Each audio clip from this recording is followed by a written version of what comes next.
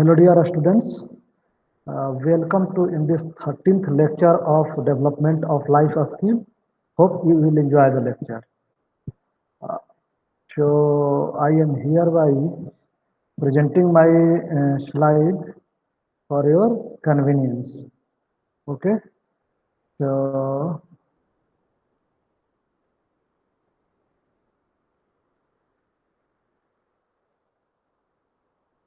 it is visible. Okay, so in the previous lecture, we have discussed about ways to carry out group discussion. Where we have learned that what I have to do, what I have not to do during the discussion. So today I am going to discuss about the parameters, uh, that is contact, eye contact, body language, analytical, logical thinking, decision making. Uh, we would also discuss about the evaluation criteria during the discussion. So let us start with learning outcome. So after this session, you will be able to use your knowledge and communication skill with appropriate parameter to get success in GD. मैं यहाँ से ले लेता हूँ pencil आपको बताने के लिए। यानी आप जीडी में जो अप्रोप्रिएट पैरामीटर्स हैं, जो भी नॉलेज और कम्युनिकेशन स्किल है उसको यूज कीजिएगा सर्टेन पैरामीटर के साथ, ताकि जो है कि आप जीडी में सक्सेस हो पाए। Try to develop your personality and leadership skill. इसके बाद आप उसको डेवलप करने की कोशिश करिएगा। Then ensure success in group discussion. और इसके बाद आप जो है किस तरह से ग्रुप डिस्कशन में क्या करना है ताकि आप सक्सेस हो, ये भी आज लर्न कीजिएगा। So let us start with body language. while you are talking, what is your body saying? ना जब आप बात कर रहे हैं तो आपका बॉडी लैंग्वेज क्या कह रहा है? So more than half of your impact as a speaker depends upon your body language. You probably have a control over words you speak, but are you sure that you have control over what you are saying with your body language? लेकिन क्या आपको ये है कि body language, ठीक है आप जो वर्ड बोल रहे हैं उसके ऊपर आपका कंट्रोल है, लेकिन आपकी बॉडी लैंग्वेज क्या कह रही है इस पे क्या आपको कंट्रोल है? So body language comprises gesture, posture, instance, facial expression, ये सारी चीज को वो समेटे हुए है body language. So some people, जैसे कि आप इसको देखिए कि some people actually share their hands, sorry, shake their hands, no, their, sorry, shake their heads no when they say yes. कभी कभी होता क्या है कि कोई कोई व्यक्ति अपना हैंड से बोल रहा है कि एस एस, और हेड से, और जो है कि हाँ, जैसे मान लेते हैं एग्जांपल के तौर पे आपने बोला कि नहीं कमिंग सर एस, ऐसे ऐसे कर रहे हैं लेकिन ऐसे ऐसे सिर हिला रहे हैं, यानी कि मतलब हम एस कर रहे हैं लेकिन जबकि बॉडी लैंग्वेज हमारा है उसके माध्यम से हम नो का इशारा कर रहे हैं। So the tricky things about body language is that you are usually unaware of message you are conveying non-verbally. यानी आप उस मैसेज से जो मतलब बॉडी लैंग्वेज के माध्यम से कन्वे कर रहे हैं उससे आप अवगत नहीं हैं। When presenters see themselves on video tape, they are often surprised to see that their body language conveyed an entirely different message from the one they had intended. No? So, for example, some people actually shake their head no when they say is. तो वही चीज है कि मतलब आप जो कहना चाह रहे हैं उससे इंटायरली आप डिफरेंट मैसेज बॉडी लैंग्वेज के माध्यम से दे रहे हैं। तो ये भी हमें माइंड में रखना चाहिए कि हम क्या कह रहे हैं और हमारी बॉडी लैंग्वेज क्या कर रही है। Analytical thinking, analytical skill is the ability to deconstruct information into a smaller categories in order to draw conclusion. Analytical skill consists of categories that include logical reasoning, then critical thinking, communication, then research, data analysis, creativity. यानी ये यह analytical जो thinking है या एक skill है, जो आपकी एबिलिटी है, जो डिस्ट्रक्ट रिकॉन्स्ट्रक्ट करता है इंफॉर्मेशन को इनटू स्मॉल कैटेगरी, छोटे छोटे category.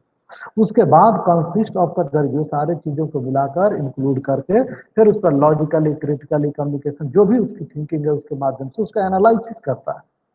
In other words, we can say that it is the ability to apply logical thinking, जो है logical thinking to break down the complex problem, to break down the complex problems into a smaller components in order to solve problem. In order to solve problem.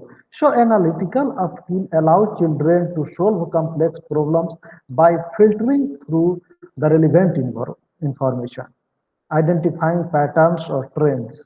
So in fact, it is an important skill for people of all ages in order to achieve success at a school or in the workplace and throughout the life. यानी जो भी है आप पूरे या तो जीवन में है या जहाँ काम कर रहे हैं वहाँ है या स्कूल में या कॉलेजेज में, यदि कोई उस तरह का प्रॉब्लम है तो उसको सॉर्ट आउट करने के लिए, उसको सोल्व करने के लिए और सक्सेस पाने के लिए आप ये एनालिटिकल एबिलिटी को या जो भी आपका स्किल है उसको यूज करते हैं। ठीक ना? So, how to develop analytical thinking skill? कैसे एनालिटिकल थिंकिंग स्किल को डेवलप करें? Do math problem. तो आप मैथ का प्रॉब्लम सोल्व कीजिए, ये भी हमारा एनालिटिकल स्किल को डेवलप करता है। ज्वाइन ए डिबेट टीम और बुक क्लब, इस तरह का डिबेट चल रहा है उसको ज्वाइन कीजिए, आप किसी इशू पे वाद विवाद करिए। Then seek out learning opportunities, कुछ है तो उसको सर्च कीजिए, कोई लर्निंग अपॉर्चुनिटी है तो कीप पर्सनल जर्नल या कोई एक जर्नल रखिए जिसको आप स्टडी करिए और लॉजिकली उसको एनालाइज कीजिए। देन प्ले ब्रेन गेम, तो ऐसा गेम खेलिए जो कि ब्रेन को यूज करता है और ब्रेन को डेवलप करने का कोशिश करता है। So logical thinking, the word logic comes from the Greek words reason, ना Greek words, which means the region. The employer place a high value workers who display a strong logical thinking or reasoning skill because their decision making is based on the factual data. ना तो factual data के लिए आप जब logically उसको sort out कीजिएगा, उसको finding कोई दिखाइएगा तभी तो हो पाएगा। So in most cases organisation don't want employees making decision influenced by emotion instead of fact. यानी कोई कंपनी या कोई ऑर्गेनाइजेशन ये नहीं चाहती है कि जो हमारा डिसीजन इमोशन पर बेस हो, न कि फैक्ट। तो यानी वो सॉरी वो फैक्ट पे बेस होना चाहिए ना कि इमोशन पे, ठीक ना? तो ये भी ध्यान रखता है। इसलिए हाई जो स्ट्रॉन्ग लॉजिकल थिंकर्स होते हैं या रीजनिंग स्किल जिनको होता है उनका सिलेक्शन वो ज़्यादा करने की कोशिश करते हैं employer. So logical thinkers observe and analyse phenomena, reactions, feedbacks, and then draw conclusion based on the that input. So they can justify their strategy, actions, decision based on the facts they gather. यानी उसके बाद जो है कि जो logical thinkers होते हैं वो क्या करते हैं, जो भी घटना है, जो भी फीडबैक आया है उसके आधार पे वो इनपुट के आधार पर कंक्लूजन ड्रॉ करते हैं। They can justify their strategy, उसके बाद अपने रणनीति को जस्टिफाई करते हैं, एक्शन डिसीजन जो बेस्ड किस पे होता है, फैक्ट पे। हाँ, वो क्या होता है, फैक्ट पे। फॉर एग्जाम्पल जैसे उदाहरण से इसको हम समझ सकते हैं कि conducting market research test to gauge customer reaction to a new product prior to devising and advertising strategy। यानी कोई भी आप मान लेते हैं कि ये रणनीति बनाते हैं कि चलिए हम क्या बोलते हैं एडवर्टाइजमेंट देते हैं, तो उससे पहले है कि कंज्यूमर रिएक्शन क्या है उस प्रोडक्ट पर, उसको ये कीजिए, उसका एनालिसिस कीजिए, उसको ना लॉजिकली उसको एनालाइज कीजिए देने से पहले एडवर्टाइजमेंट। अगेन दूसरा क्वेश्चन जैसे कर सकते हैं एग्जाम्पल भी surveying employee about their preference for employee benefit before finalising contract with vendors.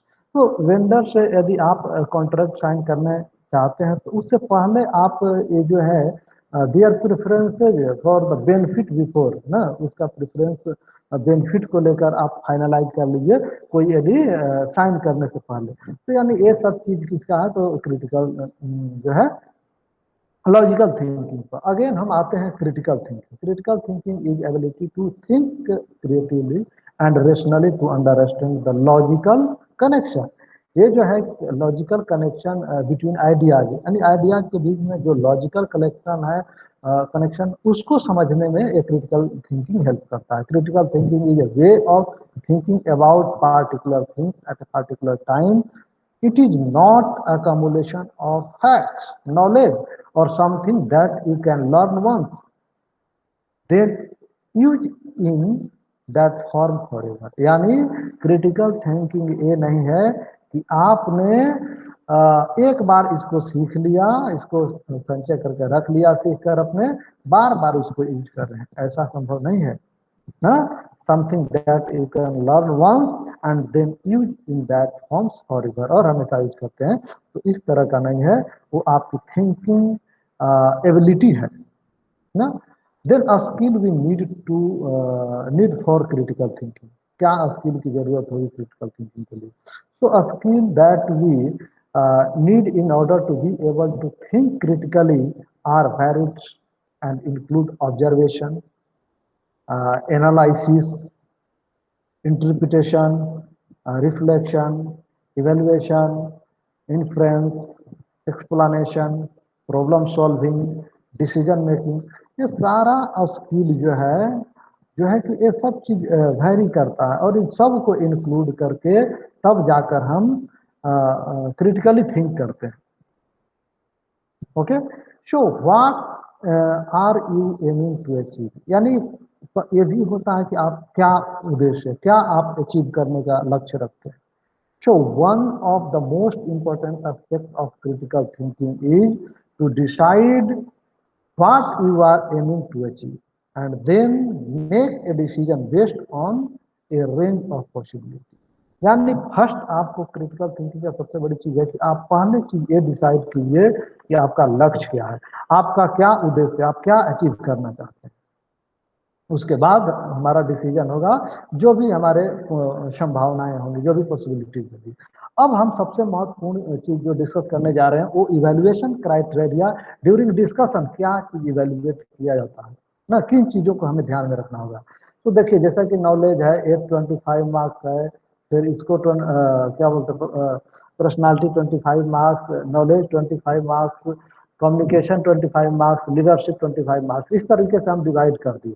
Okay, अब इसमें 25 में जो 5 कैटेगरीज है उसको हम देखते हैं, जैसे ड्रेस या अपीयरेंस, देन टेम्परामेंट और टोन, वॉइस, ये क्या है, गेस्चर क्या है, बॉडी लैंग्वेज आपकी कैसी है ना, क्या कर रहा है, मेंटल स्टेट कैसा है, और ओवरऑल यदि 5 कर दे तब वो 25 हो जाएगा। ये सारी चीजें देखी जाती है। सेकेंड, नॉलेज में हम क्या देखते हैं कि नॉलेज का डेप्थ क्या है, उसकी रेंज क्या है, लॉजिकल थिंकिंग क्या है, किस तरीके से आप कोरिलेट कर रहे हैं दो आइडिया के बीच में, कैसा लॉजिकल लॉजिक है, आप किस तरीके से उसको एनालाइज कर पा रहे हैं। देन ऑर्गेनाइजेशन ऑफ आइडियाज, किस तरीके से आइडियाज को आप ऑर्गेनाइज कर रहे हैं। Then overall approach. Again communication skill में, कम्युनिकेशन स्किल में हम क्या देखते हैं, कम्युनिकेशन स्किल में हम देखते हैं कि एक्टिव लिसनिंग, पहले तो आपको एक एक्टिव लिसनर बनना पड़ेगा। देन फ्लुएंसी आपकी क्या है, डिक्शन दैट इज द शब्दों को बोलने का ढंग आपका क्या है, एनाउंसिएशन क्या है, ओवरऑल इंप्रेशन क्या है, ये सारी चीजें देखी जाती है। देन इनिशिएटिव आपने फर्स्ट लिया कि नहीं लिया, टीम स्पिरिट, टीम की भावना क्या है वर्क करने का ना, एडवेंस कंफ्लिक्ट रिजोल्यूशन स्किल, ये कंफ्लिक्ट रिजोल्यूशन आपका स्किल है कि नहीं, डिसीजन मेकिंग स्किल है कि नहीं, ये सब चीज जो है कि लीडरशिप में जज की जाती है। अब जो है कि पॉजिटिव ट्रेट्स क्या है आपका।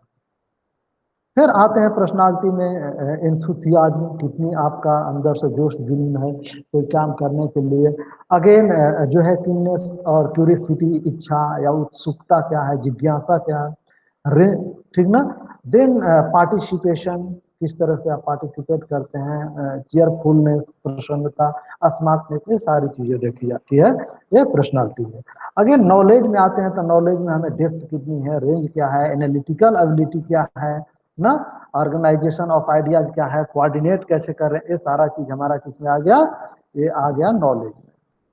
देन नॉलेज के बाद दूसरा पॉइंट जो है वो सॉरी कम्युनिकेशन और लीडरशिप फोर्थ है। तो कम्युनिकेशन में क्या देखते हैं, फेलिसिटी ऑफ एक्सप्रेशन, अभिव्यक्ति की स्पष्टता क्या है, क्लैरिटी कितनी है, कैटेगरिकल कंक्लूजन, स्पष्ट निष्कर्ष आपका क्या है, कोहेरेंस ऑफ आइडियाज, विचारों का सामंजस्य कैसा है, इफेक्टिवनेस क्या है। तो ये सारा चीज हम देखते हैं कम्युनिकेशन में। देन आते हैं लीडरशिप में, initiative, team spirit, flexibility, conflict resolution skill, decision making, patience, ये सारा चीज देखी जाती है लीडरशिप में ना। उसके बाद अब निगेटिव ट्रेट्स जो आपको इम्प्रूव करना होगा क्या है, तो इंट्रोवर्जन यानी अंतर्मुख, मन की बात मन नहीं रखने वाला, नहीं कहने वाले, स्लोनेस, ये देखी जाती है आपको पर्सनालिटी में। देन लैक ऑफ कॉन्फिडेंस, आपका आत्मविश्वास की कमी है, अप्रीहेंसिव या टेंशन, सशंकित हैं आप या टेंशन है आपके पास, नहीं आप कोई चीज रख पा रहे हैं उस तरीके से। इम्पोलाइटनेस क्या है, असभ्यता ना, आप में पोलाइटनेस नहीं है। अपैथी ना, अनरिस्पॉन्सिवनेस, अप्रतिक्रियाशीलता, बोर्डम, तो ये सारी चीजें देखी जाती है इसमें आपके पर्सनालिटी में। देन आप आइए इसमें नॉलेज में, तो लैक ऑफ सब्जेक्ट नॉलेज कितनी है, कम है तो निगेटिव हो गया। लैक ऑफ मेटिकुलसनेस, सावधानी का अभाव, poor quality of mind, lack of creative ideas, lack of analytical thinking, ये सारा चीज जो है नॉलेज में आ गया। कम्युनिकेशन में क्या है, fumbling, muteness, then confuse and unclear, आप कंफ्यूज एकदम क्लियर नहीं है, मेडरिंग, इनकोहेरेंस, मोनोटोनी, ये सारी चीज आती है हमें किसमें, कम्युनिकेशन में। यानी सीधी सीधी आप बात नहीं करते हैं, घुमा कर करते हैं ना, उबाऊ बात बोलते हैं, ये सारी चीज। देन जो लीडरशिप में isolated, insulated, unapproachable, egoistics and aggressiveness, weak और वेविंग्स, इम्पेशंस, ये जितना देख रहे हैं ये सब सेक्शन हम लीडरशिप में डिस्कस करते हैं। तो ये सारी चीजें आपकी जज की जाती है जो है इवैल्यूएशन क्राइटेरिया में, जब ग्रुप डिस्कशन के इवैल्यूएशन में ये सभी पॉइंट की जाती है, जज की जाती है। अब देखिए एक वेबसाइट है जहाँ से मैं लिया हूँ ये टेबल को, एनपीटीईएल का लेक्चर है, तो आप यहाँ पर जाकर और ज्यादा लर्न कर सकते हैं। The best possible attitude. अब बेस्ट पॉसिबल एटीट्यूड क्या है, जैसे कि एक चीज होती है कि जब मान लेते हैं कि हिंदी में हम दूसरा बोल रहा है, तो आपको किस तरीके से बात को वहां अपने बात को रखना है कि you are right but I am not wrong ना, ये बात आपको कहकर अपनी बात को रखनी है ना, ये भी ध्यान रखना है। तो इंश्योरिंग सक्सेस इन जीडी, किस तरीके से जीडी में आप सक्सेस हो। तो initiate and generate the discussion, जैसा पहले मैं सब डिस्कस कर चुका हूँ, थोड़ा थोड़ा खाली मैं बता देता हूँ। बी असर्टिव, हमेशा ध्यान रखिए कि आपको असर्टिव होना चाहिए, निश्चयात्मक होना चाहिए जब आप डिस्कशन कर रहे हैं ना, निगेटिव नहीं होना चाहिए कि हमेशा निगेटिव चीज ही हम ढूंढ रहे हैं। Then avoid blocking, be patience but active listener, ये बहुत जरूरी है लिसनर, हमेशा आप देखिए कि पहले आप एक्टिव लिसनर हैं कि नहीं। देन यूज पार्लियामेंट्री लैंग्वेज, जब आप बोल रहे हैं तो बहुत जो है कि सभ्य भाषा का यूज कीजिए, जो कि कैरी आउट में मैं क्लियरली बहुत अच्छे से बता रखा हूँ आपको। Be analytical and fact oriented, ये नहीं कि इमोशन पर हो जाइए, किसी के कहने में आ जाइए, आप एकदम फैक्ट ओरिएंटेड और एनालिटिकल रहिए। सिक क्लारिफिकेशन, क्लारिफिकेशन उसका जो भी है उसको रखिए, सीख करिए उसको। एक्सेप्ट क्रिटिसिज्म, यदि क्रिटिसाइज होता है आपके विचार का तो उसको एक्सेप्ट कीजिए।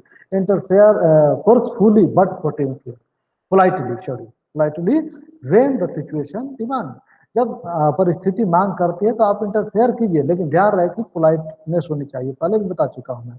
Avoid attention seeking, maximum maximise participation, silent is not but contribute fully vigorous और एस्टिवली, यानी आप जो है कि पूरी उत्सुकता, पूरे मतलब जो है कि अपने एनर्जी से कोई भी चीज पार्टिसिपेट कीजिए, मैक्सिमाइज कीजिए और बात को अपने रखिए। रिस्पेक्ट अदर स्पीकर, दूसरे स्पीकर का भी रिस्पेक्ट कीजिए। शो लीडरशिप एबिलिटी, जो मैं बता चुका हूं कि आपको ये दिखाना है। अवॉइड इंडिविजुअल कन्वर्सेशन, पर्सनल उसमें बात को छोड़िए, ये नहीं कि दूसरे से बात करना शुरू कर दीजिए।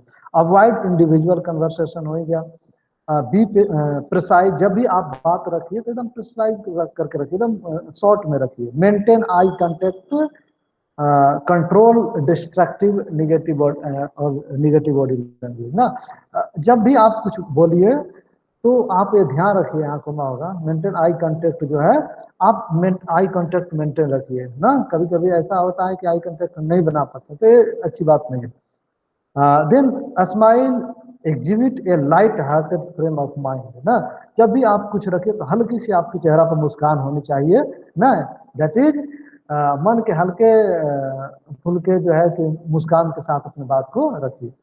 एवर ग्रीन टॉपिक जीडी का क्या होता है, ये ध्यान रखिए। बहुत सारा है लेकिन मैंने दो चार पांच यहाँ सिर्फ आपके लिए लिस्ट किया। पहले global warming green house effect, ये हमेशा एवरग्रीन रहेगा, ठीक ना।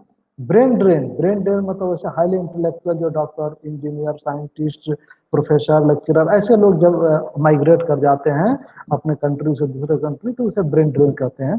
वो भी एवरग्रीन है। जैसा कोविड-19 है तो बहुत बर्निंग इशू है ना, तो ये भी हो गया। Then TV, computer, internet, mobile, boon और बेन, तो ये क्या है, हमारे वरदान है या अभिशाप है, इस पे भी आप डिस्कस कर सकते हैं। तो अभी तो ये वरदान बना हुआ है, और जब ऑफलाइन के टाइम था तो ये बून था, सॉरी, हाँ, ये क्या बोलते हैं, बेन था, यानी अभिशाप था, कहिए तो एक हिसाब से अभिशाप तो नहीं था, लेकिन कह सकते हैं कि मतलब ये जो है कि उस समय बड़ा बैन किया जाता था कि आप मोबाइल नहीं क्लास में यूज कीजिए। आज बिना मोबाइल के हम क्लास कर नहीं सकते हैं। So this is the demand of time ना। सो कास्ट सिस्टम इन इंडिया, ये भी एवरग्रीन है कि जब हमेशा कास्ट सिस्टम पर रहेगा, कभी भी डिस्कस कर सकते हैं। फिर last point that is women emancipation.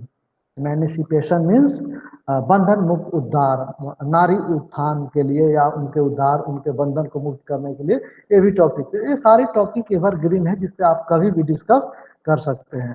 तो इस प्रकार से आज मैंने लर्न किया जो है कि पैरामीटर्स के बारे में, डिफरेंट पैरामीटर्स को हमें किस तरीके से ध्यान में रखना है।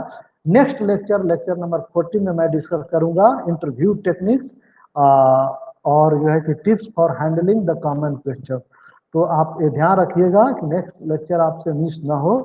तो इसी के साथ मैं इसको एंड करता हूँ, और यदि आपका कोई डाउट है तो आप डाउट क्लास में पूछ सकते हैं, वॉच करके इसको नोट रखिए। ओके।